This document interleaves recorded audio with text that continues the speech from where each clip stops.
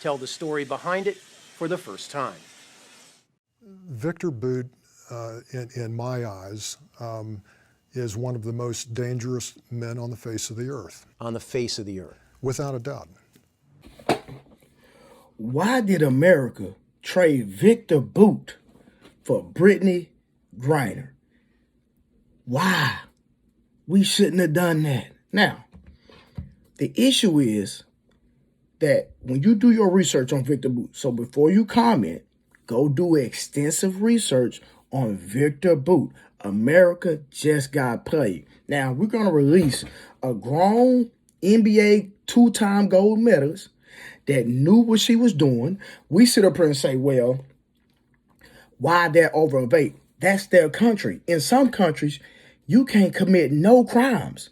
Let me tell you something. I think in Singapore, you get the death penalty for distributing narcotics, okay? You get the death penalty. So you can't tell other countries what they can and can't do, because that's why their crime is so low and why you think America's is so high, because we accept anything and there's not harsh punishments. They feel like that's what they need to do. Now, watch this.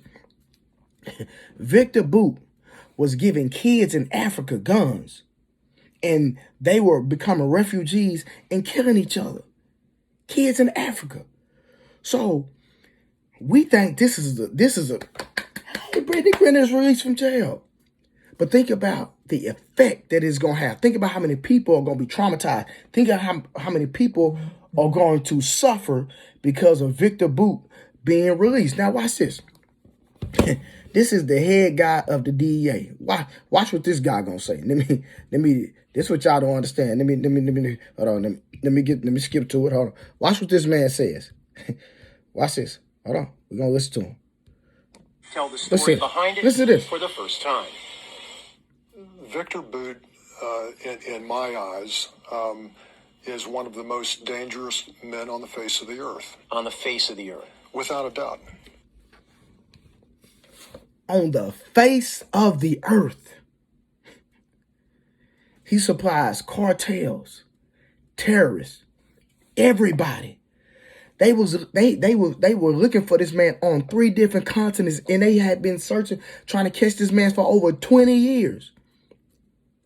America just got played. He's only 43 years old, y'all. He hadn't even been in prison that long. Now he got a get out of jail free card because a grown woman that knew what she was doing tried to hide something in another country that doesn't play that. And now she gets released. Everybody's clapping and praising. And now more people are going to suffer. More people are going to die, and you know the last freaking letter. That's a fact. But how I want y'all to go do is do y'all research. And y'all think this was a smart move. What about the other woman that's from America that's still in there? She didn't get out. She's been there 4 years. Been there 4 years. Another woman from America. Thinking she's a Caucasian lady. Been there 4 years. She didn't get out. Why they let her out? We got played. And a lot of people are going to suffer. The man has plotted against America for years. He don't like America. And look who is over Russia.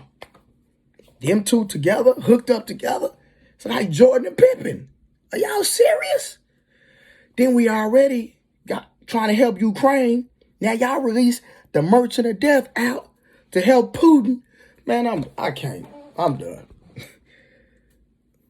I'm done. But by the tens of thousands. So he weaponizes civil war in Africa. He transformed these young adolescent warriors into insidious, mindless, maniacally driven killing machines that operated with assembly line efficiencies. Now 43, Bout from the Soviet Republic of Tajikistan is a mystery man who reportedly served in the Soviet Air Force and intelligence service. The U.S. has indicted him on 4 terror-related charges, including conspiracy to kill Americans. What makes him a threat to the United States? He is a shadow facilitator. He's arming not only designated terrorist groups, insurgent groups, but he's also arming very powerful drug trafficking cartels around the globe. Taking advantage of Russian military contacts at the highest levels and the collapse of the Soviet Union, federal prosecutors allege Boot essentially became a one-stop shop, offering an unlimited supply of stockpiled Cold War weapons to bad guys around the world, including Charles Taylor of Liberia, who's now on trial for war crimes. According to the U.S. indictment, Boot had a unique selling point when it came to weapons trafficking. A fleet of cargo airplanes capable of transporting weapons and military equipment anytime, anywhere. More than 60 planes in all, his own private air force. Those Russian aircraft were built like flying dump trucks. He could move this stuff and drop it with pinpoint accuracy to any desert, to any jungle, to any other remote place in the world, right into the hands of what I refer to as the potpourri of global scum. By the late 1990s, Boot was a legend in the shadowy world of illicit arms dealing. So elusive that the only two pictures that surfaced of him back then were taken without Boot's knowledge by a Belgian photographer. Later, Boot became the inspiration behind the Nicolas Cage character in the movie Lord of War. I was an equal opportunity merchant of death. I supplied every army but the Salvation Army. U.S. Treasury documents reveal a Boot empire so sophisticated, so complex, hidden behind a thick curtain of front companies, that even the U.S. government unwittingly contracted with two of his companies to deliver supplies to U.S. troops in Iraq.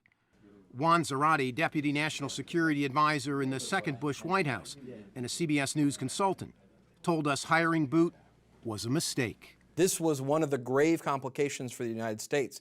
Victor Boot's tentacles reached so far and so deep that he had access to planes that could provide services for the U.S. government. Zarate admitted the U.S. could do business with Boot, but it couldn't catch him. I had always thought of Victor Boot as untouchable. And I also, frankly, didn't think that anyone could get to him. A challenge Zarate from the White House threw out at a meeting with Mike Braun and his DEA team. The DEA had just pulled off a string of extraordinarily successful captures of high-value terrorism targets around the world, like Afghan drug lords. DEA agents live for the hunt. Mike, no one had even gotten a sniff on this guy. Let me tell you something, Armin. When I'm sitting there next to Juan, and my guys are sitting across the table from him, the very best that our government's got to offer, and he tosses this out on the table, and I look him in the eyes, and they're looking back at me like, we'll do this.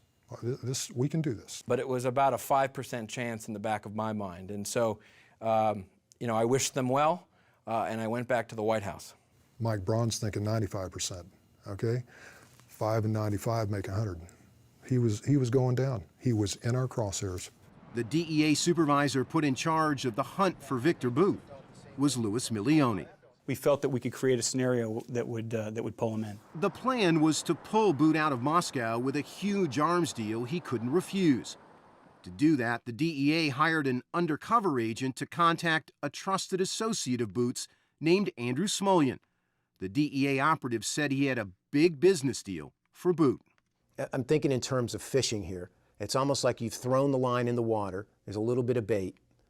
This is a business proposition, and you're waiting to see if anything comes back with a nibble. We're really waiting to see what Smulyan says and what he says about Boot. And that as it comes back, spoke to Boris, anything possible with farming equipment. That's correct. Boris was code for Boot, farming equipment for weapons. That exchange led to the island of Curacao, a few hundred miles off the coast of Colombia. It was here that Boot's buddy, Andrew Smulyan, would first meet the two DEA undercover operatives posing as officials in the Colombian rebel terrorist group known as the FARC. The two fake rebels, Eduardo and El Comandante, would say they want to buy millions of dollars worth of weapons to fight the Colombian army and the U.S. military pilots protecting them. Smulyan has to believe that Eduardo and El Comandante are real. Right, if Smulyan doesn't believe it, we're done, and then we go home. The meeting is about to take place. What's your temperature like? Your heart rate is up a little bit, and you're